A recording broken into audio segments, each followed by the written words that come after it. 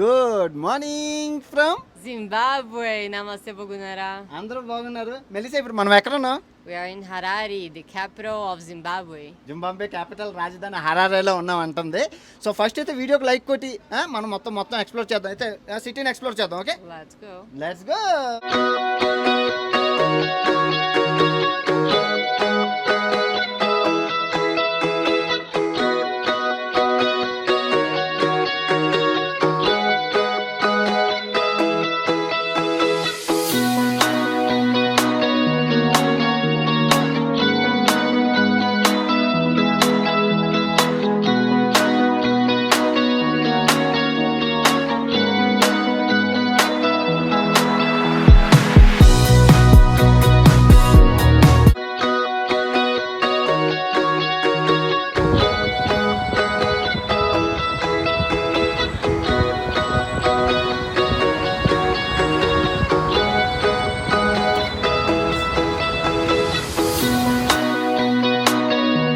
Melissa ఎలా ఉంది?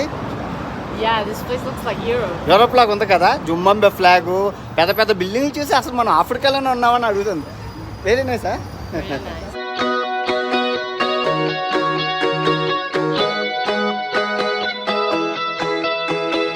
Zimbabwe flag అని మనం క్రికెట్లోని జింబాబ్వే ఫ్లాగ్ చూసేవాళ్ళం కదా, ఇదిగో అదే జింబాబ్వే ఫ్లాగ్. చూసుకుంటే జింబాబ్వే ఓపెన్ యూనివర్సిటీ మీరు చూసుకోవచ్చు. ఎంత బాగుందంటే అంత పెద్ద బిల్డింగ్. సో చూసుకోవచ్చు అండి జింబాబ్వే ఓపెన్ యూనివర్సిటీ. వారు ల్యాండ్ రోవర్ కథ తెలుసు కదా, మన రతన్ టాటా గారి కంపెనీ ఇక ఈ సమిట్లోకి వెళ్తే ఎలా నీ ఇండియా వాడు నీ కంపెనీ వెళ్ళరా అని తను తగిలేశారు. సో అలాంటి కంపెనీలు తను తగిలేసిన కంపెనీలనే అప్పుల్లో ఉంటే మన రతన్ టాటా గారు కొని ఈ జాగ్వారు ల్యాండ్ రోవర్ని ఇండియా కంపెనీల కింద చేశారు. ఇప్పుడు Jaguar Land Rover Indian made in India. So ఇప్పుడు మీరు చూస్తుంది రిజర్వ్ బ్యాంక్ ఆఫ్ జింబాబ్వే. ఇక్కడే మనోడు నోట్లు ముద్రించి జనాలందరికీ పంచిపెట్టింది ఇక్కడే. బిఎండబ్ల్యూ ఓడి అమ్మ కార్లు బోల్డ్ ఉన్నాయి. సో ఇప్పుడు మనం అసలు సిసలైన సిటీ సెంటర్లో ఉన్నాము. చూసుకోవచ్చు అదిగోండి ఆ ఎక్స్టెన్షన్ బ్రిడ్జ్ చూడండి. ఆ బ్రిడ్జ్ చూడండి ఎలాగుందో అమ్మా, కత్తిలాగా ఉంది నిజంగానే.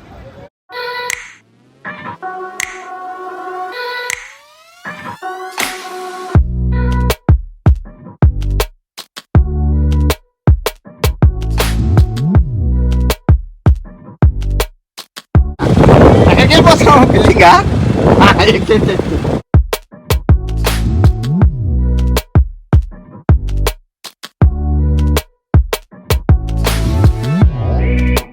ఎక్కకూడదట, ఇది ఏదైతే ఉందో ఇది ఎక్కకూడదట. స్టాన్బిక్ బ్యాంక్ హెడ్ క్వార్టర్, ఆఫ్రికాలో అన్ని బ్యాంకులకి హెడ్ క్వార్టర్ ఇది స్టాన్బిక్ బ్యాంక్. మామూలుగా లేదు. చూసుకుంటే బ్యాంకింగ్ వ్యవస్థ, బ్యాంకింగ్ సెక్టార్ కూడా పర్ఫెక్ట్గా ఉన్నది అన్ని. వెస్ట్రన్ యూనియన్ ఏటీఎంలు మామూలుగా లేదు. సో మీరు చూసుకుంటే ఎఫ్బిసి బ్యాంకు చూడండి, కార్పొరేట్ ఇది ఎంత పెద్దది ఉందో బిల్డింగ్. అదిని మీ అందరికీ తెలుసు బ్యాంక్ ఆఫ్ అట్లాస్ మారా. చూసుకోవచ్చు ఎంత పెద్దదో, రిజర్వ్ బ్యాంక్ దగ్గరే ఉంది Atlas Mara. Bank of Atlas Mara అదిగో బ్యాంక్, అది పెద్ద బ్యాంక్. బ్యాంకింగ్ హాల్ చూసుకోవచ్చు ఎంత పెద్దదో, Bank of Atlas Mara and కంపెనీది. చూసుకోవచ్చు Zimbabwe Women Micro Finance Bank Limited. ఎంతెంత ఉన్నాయి చూడండి కార్పొరేట్ ఆఫీసులు అన్నీ. ఏదో న్యూయార్క్ నగరంలో ఉన్నట్లు ఉన్నాయి. చెప్తా నమ్మరు కానీ. హల్లెలూయా మొత్తానికి చర్చ్ కనబడ్డది. చర్చ్ పెద్ద చర్చ్ అదిగో అమ్మయ్యా బాగుంది. Melissa this is church.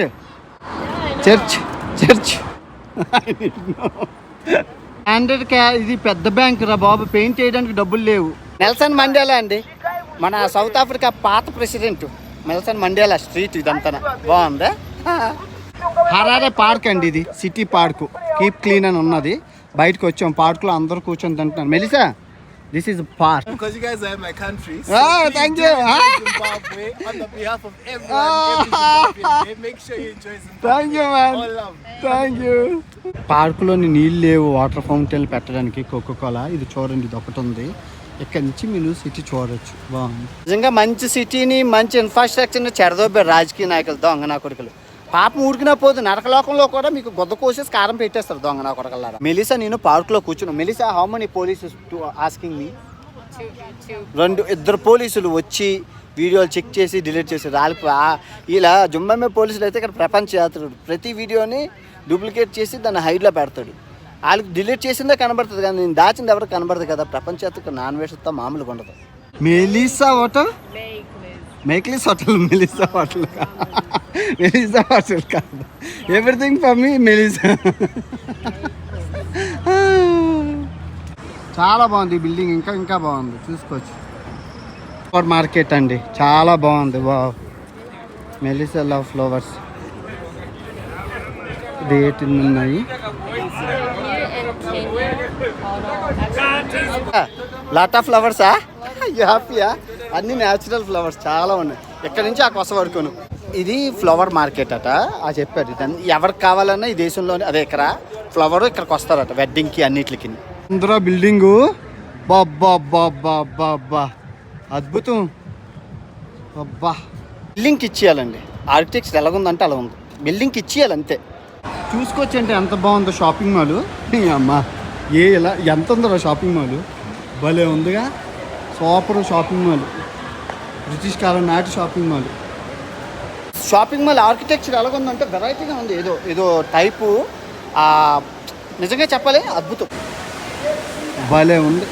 Good, very nice, చాలా బాగుంది. ఏదో లండన్ బ్రిడ్జ్ బ్రిటిష్ కాలం నాటిది అలా ఉంది అంతే, బాగుంది, సూపర్. సార్ ఎలా ఉంది షాపింగ్? చాలా బాగుంది, పెద్దది, చాలా పెద్ద, చాలా చాలా పెద్దది.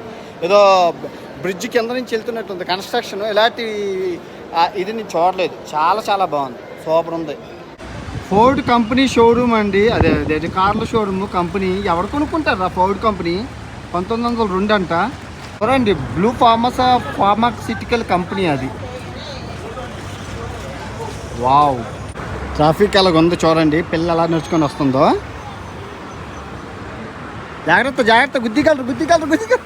మెలిసా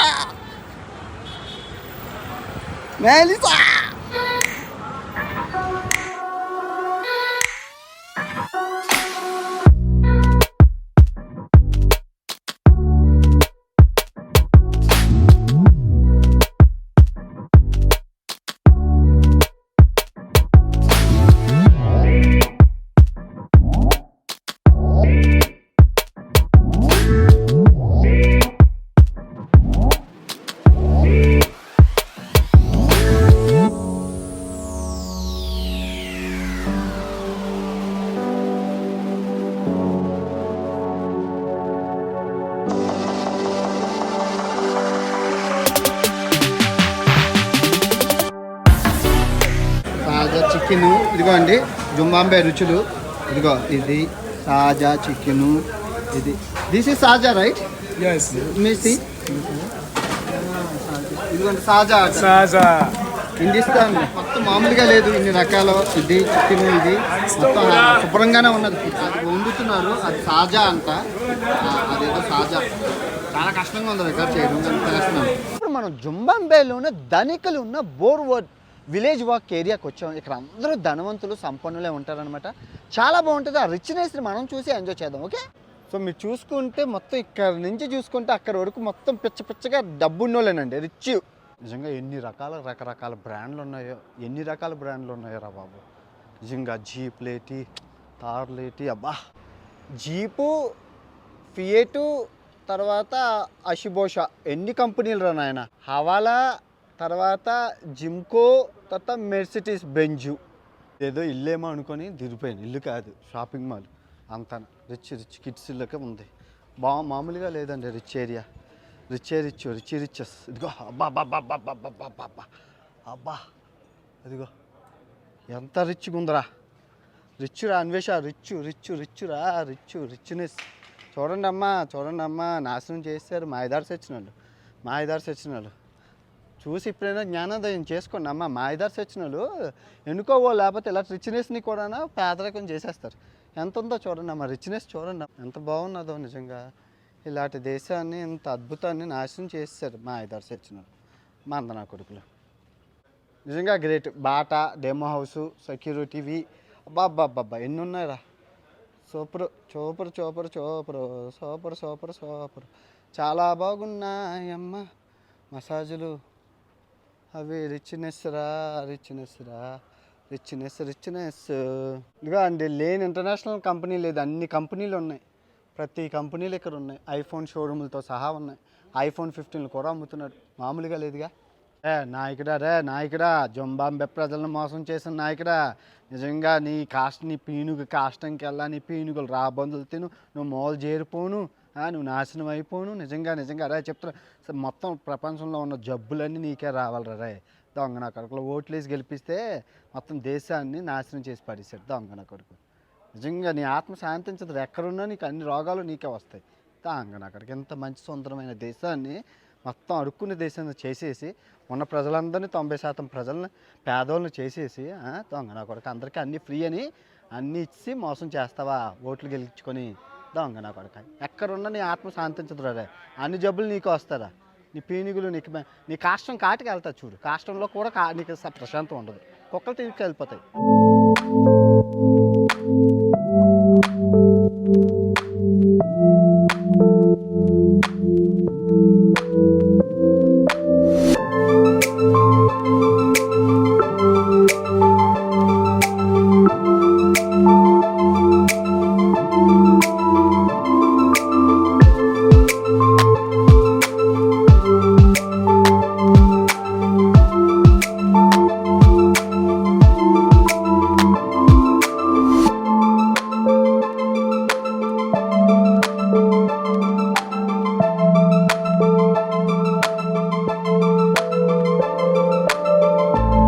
చూశారు కదండి జింబాబ్వే ఎంత అభివృద్ధి చెందింది, ఎంత బాగుంది. నిజంగా ఆఫ్రికాకి రాజధాని అనేవాడు, ఆఫ్రికాకి వజ్రం అనేవాడు.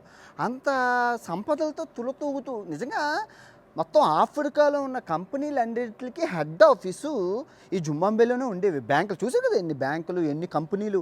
సో ఇంత బాగున్న దేశం ఒక్కసారిగా కుప్పకూలి ప్రపంచంలోనే అతి పేద దేశం అవ్వడానికి గల కారణం, దేశంలో ఉన్న 90% ప్రజలు పేదరికంలో అనుభవించడానికి గల కారణం ఏంటంటే, ఇది చెప్పే ముందు ఒకసారి చరిత్రకి వెళ్దాం. చరిత్ర చూసుకుంటే బ్రిటిషర్సు ఈ జింబాబ్వేలోని సహజ వనరులు ఎక్కువ, ప్లాటినము, గోల్డు, డైమండు, బొగ్గు, వ్యవసాయం, ఈ 5 చూసి మీకు తెలిసింది కదా, ఎక్కడైతే సంపద ఉంటుందో అక్కడ బ్రిటిషర్లు అడుగు పెడతారని. సో సేమ్ అడుగు పెట్టారు.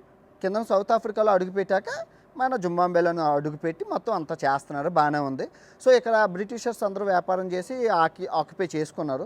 సో 70% భూములు బ్రిటిషర్స్ చేతిలో ఉండేవి, 30% లోకల్ పీపుల్లో ఉండేవి. సో ఈ 70% ప్రజలు, ఈ తెల్లోళ్ళు వ్యవసాయం వీళ్ళతో చేయించి, టెక్నిక్స్ అన్నీ చేయించి బాగా డబ్బులు సంపాదించి అంతా బాగానే ఉంది, దేశం సస్యశ్యామలంగా ఉంది, బాగా ఇంప్రూవ్ చేశారు, తెల్లోళ్ళు బాగా ఇంప్రూవ్ చేశారు. సో మన లోకలు మన అని జాతి అహంకారం తెల్లోళ్ళకి నల్లోళ్ళకి మధ్యన ఒకటి పుట్టింది. సో ఈ నల్లోళ్ళందరూ ఏం చేశారంటే, మనకి స్వతంత్రం కావాలి, ఈ తెల్లోళ్ళు మనల్ని పాలించేది ఏంటి అని చెప్పి వీళ్ళు స్వతంత్రం చేశారు. దానికి నాయకుడు రాబర్ట్ ముగాంబే. సో ఈ రాబర్ట్ ముగాంబే ఆధ్వర్యంలో తెల్లోళ్ళతో యుద్ధాలు గట్టా అన్నీ చేసి మొత్తానికి స్వతంత్రం సాధించారు. స్వతంత్రం సాధించిన కానీ దరిద్రం మొదలైంది సింపుల్గానే. సో మన రాబర్ట్ ముగాంబే గారు వచ్చారు. రాబర్ట్ ముగాంబే గారు అధికార దాహం కోసం చాలా పనులు చేశారు. ఇక్కడ ఎలక్షన్స్లో గెలవడం కోసం చాలా పథకాలు, హామీలు ఇచ్చారు. సో అందులో భాగంగా భూమి ఇద్దాము అనుకున్నారు. భూమి ఇద్దామంటే 70% తెల్లోళ్ళ దగ్గర ఉంది, 30% వీళ్ళ దగ్గర ఉంది, ఎలాగిస్తామని చెప్పి ఇంకా ఇలా కాదు, 70% భూమిని దేశం అంతా తెల్లలో ఆక్యుపై చేశారు మనకన్నా ముందు. సో మనం జాతీయం చేసేస్తే పని అయిపోతుంది కదా అని చెప్పి అని మొత్తం తెల్లోళ్ళందరి దగ్గర భూములు లాగేసుకున్నారు. అర్థమవుతుందా? తెల్లోళ్ళందరి దగ్గర భూములు లాగేసుకొని అవి ఈ లోకల్ పీపుల్కి పంచడం మొదలుపెట్టారు. సో తెల్లోళ్ళందరూ భూములు లాగేసాక వాళ్ళు లండన్ వెళ్ళిపోయారు, అదే వాళ్ళు బ్రిటిష్ ఎవరాలు వెళ్ళిపోయారు, ఎవరు లేరు, కొంతమంది ఉన్నారు. సో ఇప్పుడు భూములైతే వచ్చాయి కానీ వీళ్ళకి వ్యవసాయం చేయడం రాదే. ఫర్ ఎగ్జాంపుల్ నాకు హెలికాప్టర్, ఏరోప్లేను, అంతరిక్షంలోకి వెళ్ళే రాకెట్ నేను లాక్కున్నాను ఎవరి దగ్గర, కానీ అవి నడపడం రావాలి కదా, నడపడం వస్తే వాటి ఉపయోగం, నడపడం రాకుండా ఎలా చేస్తాం? సేమ్ టు సేమ్ వీళ్ళకి భూములు అయితే ఉన్నాయి కానీ వ్యవసాయం చేయడం ఎవరికీ రాదు, పనులే తప్ప వీళ్ళకి చేయడం రాదు. సో వ్యవసాయం చేయకపోగా, మరి వ్యవసాయం చేయకపోతే రైతే ఆ దేశానికి వెన్నుముక, రైతుకి ఏమి తెలియకపోతే ఏమవుతుంది? అప్పుడు దిగుబడి తెగిపోద్ది, వ్యాపారం. సో స్లోగా వ్యవసాయం అందరికీ, దేశంలో ఉన్న వాళ్ళందరూ భూస్వాములు అయిపోయారు, కానీ వ్యవసాయం చేయడం రాక దేశంలో స్లోగా దారిద్ర్యం మొదలవుతుంది. దారిద్ర్యం అలా మొదలవుతూ ఉంటుంటే ఈడేం చేశారు తొక్కలగ్గాడు, ఇంకెలా కాదని చెప్పి దారిద్ర్యం మొదలవుతుందని చెప్పేసి డబ్బులు ముద్రించడం మొదలుపెట్టారు. డబ్బులు ముద్రించేసి ఇదేమనుకున్నాడంటే డబ్బులే కదా ప్రాబ్లం అని ముద్రించేసి డబ్బులు అందరికీ పంచారు. అదో రెండో తప్పు. ఈ 2 తప్పులు చేయడం వల్ల స్లోగా ఇంకా దరిద్రం ఎక్కువైపోయింది. భూమి ఉంది, డబ్బులు ఉన్నాయి, ఆహార పంటలు. సో రోజు రోజుకి నిత్యావసర వస్తువులు పెరుగుతూ ఉన్నాయి. ఎంతగా పెరిగాయంటే నిన్న మనం చెప్పినట్లు ఒక రొట్టె ముక్క 100కి కొనుక్కునేవారు. ఈ 100 జింబాబ్వే డాలర్లు కాస్త 3 ట్రిలియన్ అంటే 3 లక్షల కోట్లు అయిపోయింది ఒక బ్రెడ్ ముక్క. చూడండి, బ్రెడ్ ఎంత డబ్బు ఎంత పతనమైందంటే 5 లక్షల % డబ్బు పతనమైంది. అంటే ఇప్పుడు మన ఇండియాలోని మనం ఫర్ ఎగ్జాంపుల్ పానీపూరి 10 రూపాయలు కొనుక్కుంటున్నాం. అమంగళం అప్రదమవుగాక మనకు అలాంటి పరిస్థితి రాకూడదు. అలాంటి పానీపూరియే 3,000 కోట్లు కొనుక్కుంటే అంబానీ లాంటిదే కొనుక్కోగలరు రోజుకి ఒక పానీ. సామాన్య మానవుడు అంబానీ కాస్త చూడాలి. అలాంటి పరిస్థితి వస్తుంది. అలాంటి పరిస్థితి మనకు రాకూడదు. సో ఇక్కడ అలాగ వచ్చింది. ఒక బ్రెడ్ ముక్క 3 లక్షల కోట్లు, 3,000 కోట్లు కూడా 3 లక్షల కోట్లు. ఇంకేంటి అప్పుడు ఏం చేయాలో తెలియక వీళ్ళు ఇది 5,000 నోట్లు, 5,000 కోట్లు, ఇది 5,000 కోట్లు. సో ఇంకో నోటు ఉంది 10,000 కోట్లు, ఇంకో నోటు ఉంది 20,000 కోట్లు. నోట్లు ముద్రించారు, అవి లేవు. సో అలాగా బిలియన్లు మిలియన్లు ఏమీ కాదు, కోట్లు ముద్రించేశారు. ముద్రించి ఇచ్చేయడం వల్ల ఏమైందంటే ఇంకా దారిద్ర్యం ఇంకా పెరిగిపోయింది. ఇంకా దారిద్ర్యం పెరిగిపోయి ఏం చేయాలో తెలియక మొత్తం దేశం సంకనాకపోయి 90% ప్రజలు దరిద్రులు అయిపోయారు. మీకు అర్థమవుతుందా? సో అప్పుడు ఇంకా జనం అందరూ తిరగబడి ఆ రాబర్ట్ ముగాంబే గారిని దించి ఇంకో ఆయన్ని పెట్టారు. అంత మొత్తం చేతులు కాలాక ఆకులు పట్టుకుని ప్రయోజనం లేదు. ఇంకోటి వచ్చారు కానీ ఏం చేయలేరు. మొత్తం దేశం అప్పటికే ఆ సంపద అంతా ఆవిరైపోయింది. నేను నిజంగా చూస్తే చదువుకున్న రోడ్ల మీద టిష్యూ పేపర్లు అమ్ముకుంటున్నారు. టిష్యూ పేపర్లు, వాటర్ బాటిల్. ఏది గ్రాడ్యుయేషన్ పెద్ద చదువులు చదివి. మీకు తెలిసిందే ఆఫ్రికన్ కంట్రీస్ పాస్పోర్ట్తో విదేశాల్లో పనిచేయడం కష్టం. ఎవరు చాలా హై టాలెంట్ ఉండాలి. ఆ ఖండాన్ని ఆ దేశాన్ని చూసే బ్లాక్ చేసేస్తారు. సో ఆ విధంగా నాశనం అయిపోయి మొత్తం అంతా దేశం సర్వనాశనం అయిపోయింది. ప్రపంచంలోనే దరిద్ర దేశాలు ఇది ఒక దరిద్ర దేశం. దేశం ఎంత అల్లకొల్లలు ఉందంటే క్రైమ్ రేటు మామూలుగా లేదు. ఎవ్వరూ రూల్స్ పాటించట్లేదు. రోడ్డు సిగ్నల్స్ ఉన్న సిగ్నల్ డివైడర్ల పైనుంచి వెళ్ళిపోయి బాబా నిజంగా చాలా కష్టాలు అయితే అనుభవిస్తున్నారు ఈ జింబాబ్వే ప్రజలు. అలాంటిది అందుకే చెప్తాను, యువత బాగా చదువుకోవాలి, మంచి నాయకుడిని ఎన్నుకోవాలి, నాయకుడు తప్పు చేస్తే ప్రశ్నించాలి. ఇవి చేసిన రోజు దేశం సస్యశ్యామలంగా ఉంటుంది. ఐ హోప్ మీకు ఈ వీడియో అర్థమైందని అనుకుంటాను. ఒక రాజు చేసిన తప్పు వల్ల దేశంలో ఉన్న ప్రజలందరూ సర్వనాశనం అయిపోయారు. ఈ వీడియో ఎంతటితో సమాప్తం. మరో మంచి వీడియోతో మళ్ళీ కలుసుకుందాం. ఉంటాను. బాబాయ్. జై హింద్.